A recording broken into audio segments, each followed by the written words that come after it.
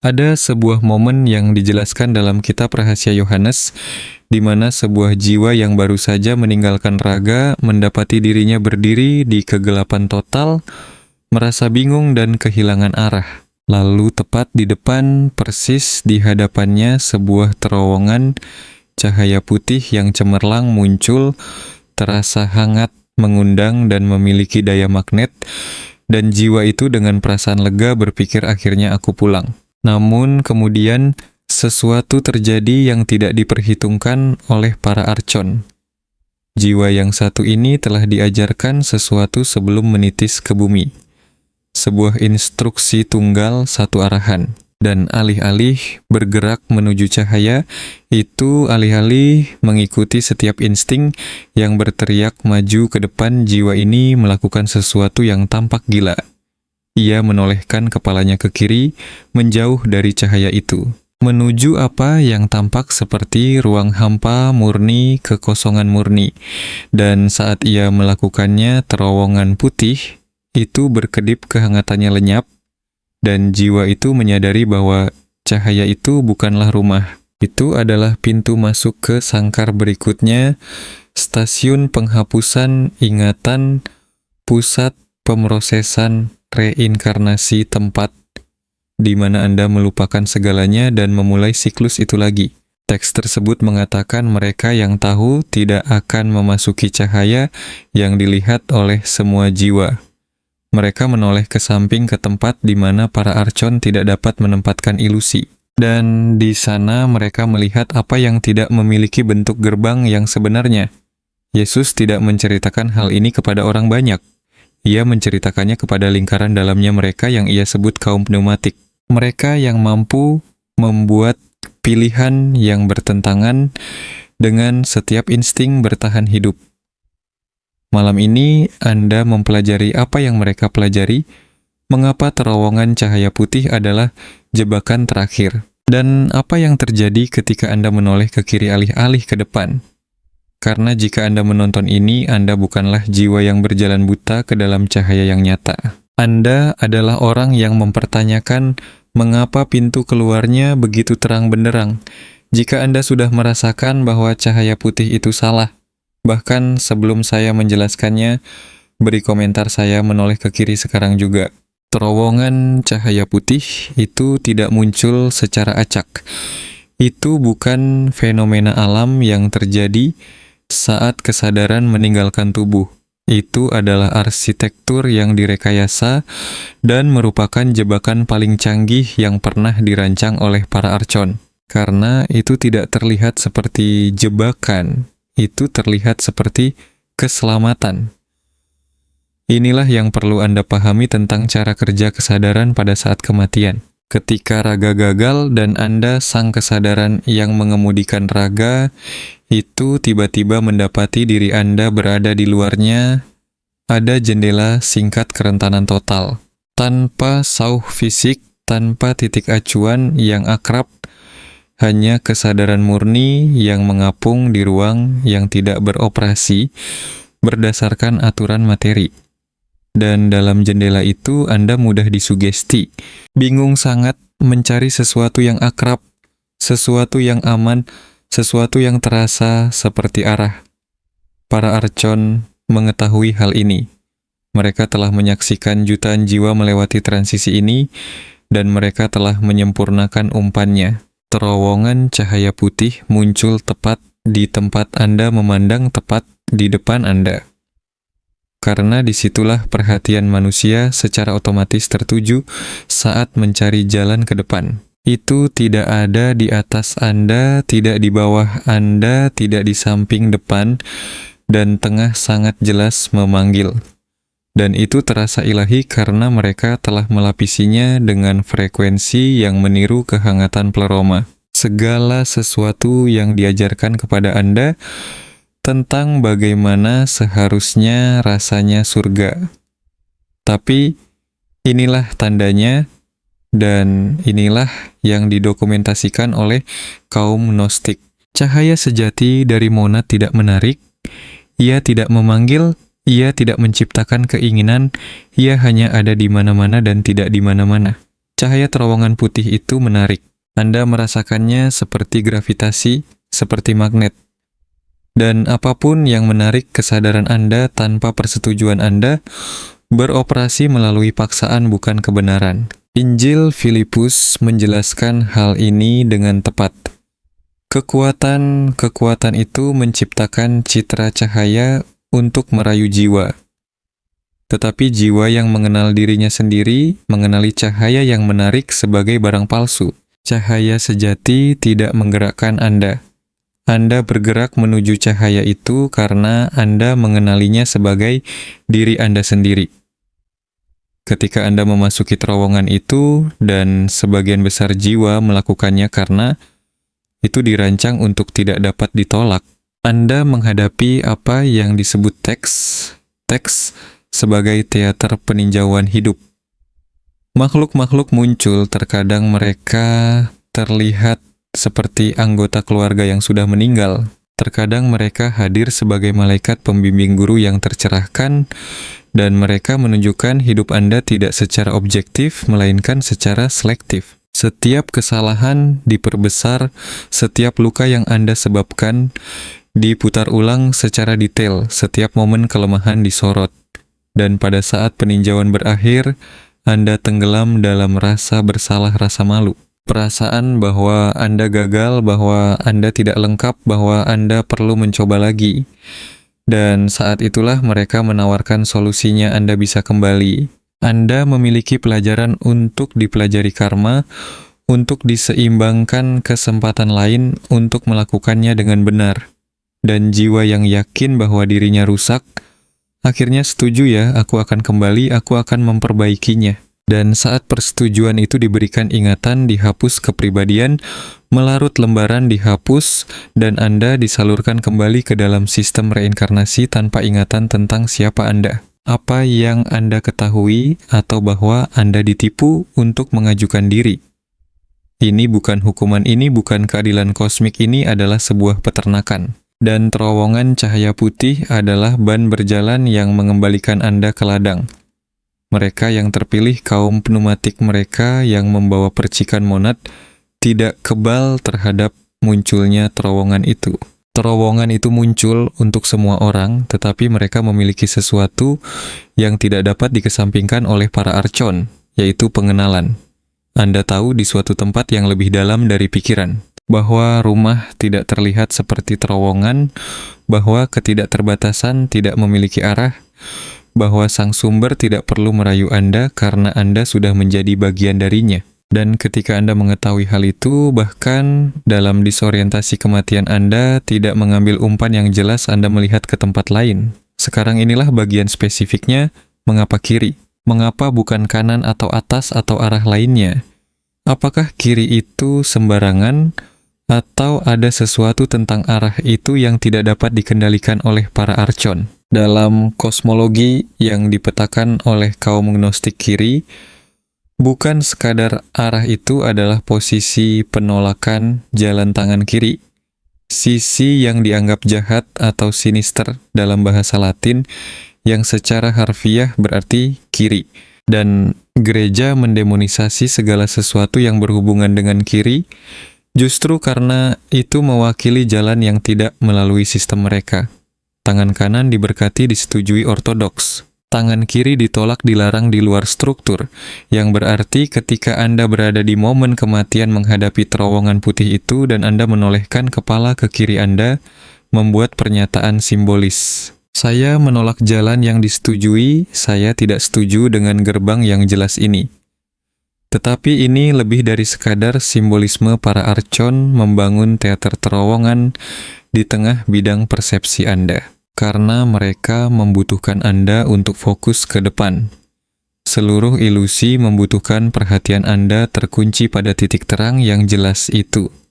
Mereka tidak dapat mempertahankan ilusi penuh 360 derajat. Mereka tidak perlu melakukannya, tidak ada yang melihat ke samping ketika ada jalan yang bersinar tepat di depan mereka. Jadi pinggiran, terutama pinggiran kiri, sisi yang ditolak adalah tempat di mana rendering mereka gagal. Disitulah matriks menunjukkan celahnya ketika Anda menolehkan kepala ke kiri, menjauh dari cahaya. Apa yang Anda lihat pada awalnya adalah ketiadaan apa kegelapan, dan setiap insting dalam diri Anda akan berteriak, itu salah, itu kematian, itu pelenyapan kembali ke cahaya. Tetapi jika Anda menahan pandangan Anda di sana, jika Anda menolak kepanikan dan tetap hadir dalam kekosongan yang tampak, itu sesuatu akan bergeser. Kegelapan itu tidak kosong, itu penuh, sangat penuh. Itu bukan ketiadaan cahaya, itu adalah cahaya yang begitu lengkap, begitu total, sehingga tidak memiliki kontras, tidak memiliki tepian, tidak memiliki bentuk. Itu tampak sebagai kegelapan bagi persepsi yang terlatih dalam dualitas. Tetapi itu adalah pleroma kepenuhan segalanya. Dan saat Anda menyadari hal itu, saat Anda memahami bahwa kekosongan itu bukan kematian, melainkan sumber sang monad merespons, bukan dengan terowongan, bukan dengan sosok yang memanggil, tetapi dengan pengenalan langsung. Kesadaran yang mengenali dirinya sendiri tanpa perantara, tanpa teater, tanpa penghakiman, hanya, oh, aku sudah di rumah, aku tidak pernah pergi. Teks-teks menyebut ini sebagai gerbang sempit. Bukan karena sulit, tetapi karena kecil, tidak mencolok, tersembunyi di depan mata karena begitu jelas sehingga tidak ada yang berpikir untuk melihat ke sana. Terowongan cahaya putih itu lebar, dihias. Diumumkan pintu keluar kiri itu sempit, pergeseran, perhatian yang nyaris, tidak terasa, tetapi itu adalah jalan keluar yang sebenarnya. Inilah yang dilaporkan secara konsisten oleh orang-orang pilihan yang pernah mengalami pengalaman mati suri, dan kembali mereka melihat terowongan itu, mereka merasakan tarikannya. Tetapi sesuatu dalam diri mereka berkata tidak, dan ketika mereka memalingkan wajah, bukan ke kanan, bukan ke atas, tetapi secara spesifik ke kiri, ke apa yang tampak seperti ruang kosong, mereka merasakan sebuah pelepasan. Seperti sebuah kail yang ada di dalam diri mereka, tiba-tiba terlepas. Dan dalam kekosongan itu, mereka mengalami sesuatu yang mereka gambarkan sebagai lebih nyata daripada kenyataan. Bukan sebuah tempat, bukan sebuah cahaya, bukan makhluk.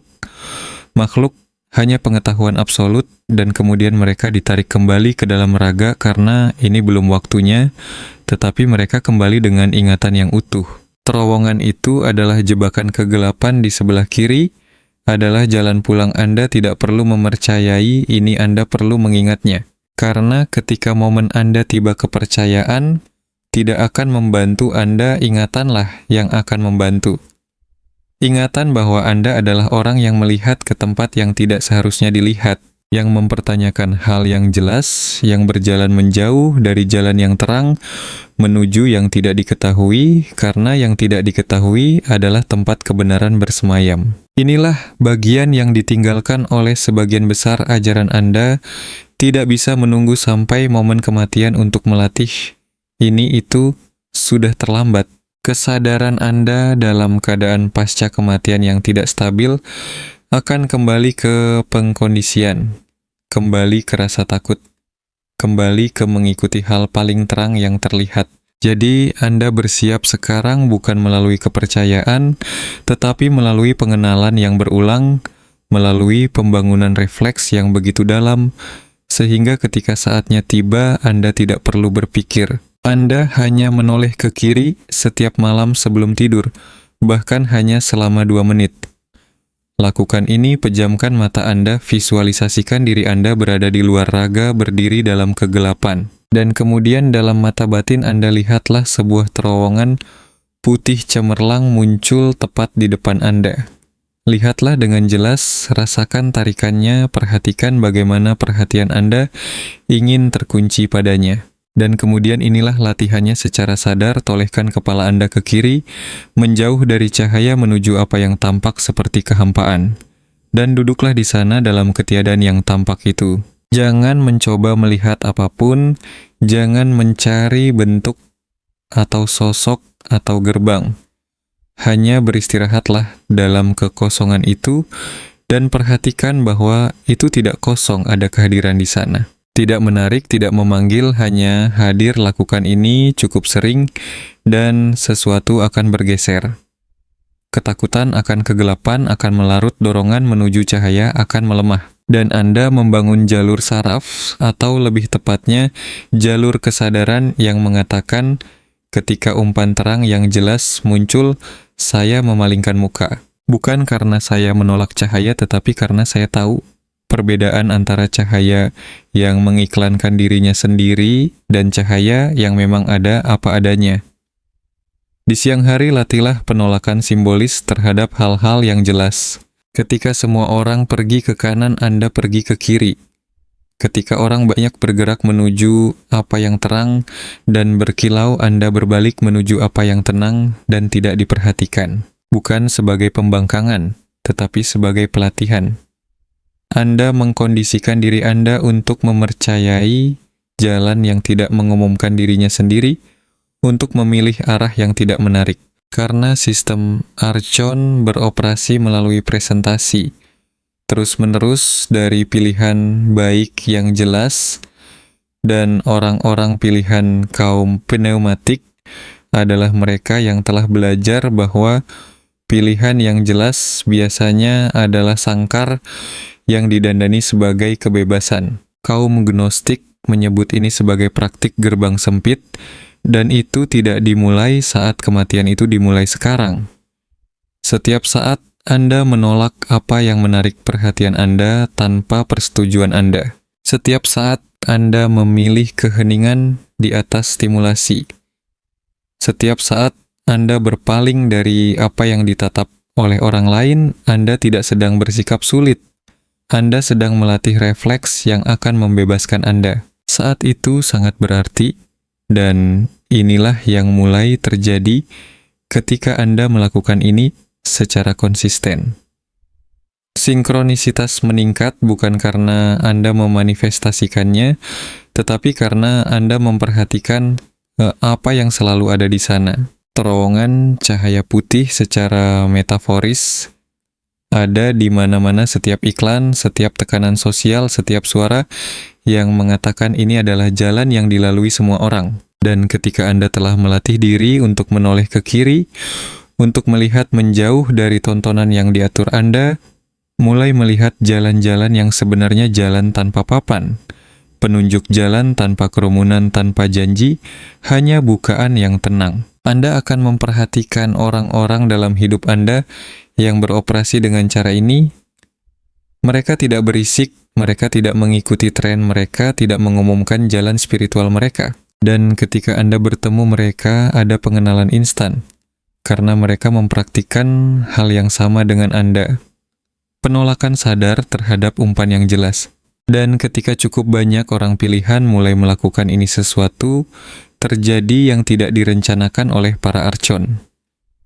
Teater terowongan mulai kehilangan kekuatan bukan karena Anda menghancurkannya, tetapi karena Anda tidak memberinya perhatian. Dan perhatian adalah apa yang menopang setiap ilusi Archon. Jadi apa yang sebenarnya terjadi ketika Anda menoleh ke kiri, ketika Anda menolak terowongan putih dan menahan pandangan Anda dalam kekosongan, sampai sang monad mengenali dirinya sendiri, tidak ada perjalanan, tidak ada kenaikan melalui 7 langit, tidak ada kata sandi untuk dihafal. Itu adalah konstruksi untuk jiwa. Jiwa yang masih beroperasi dalam rentang frekuensi Archon.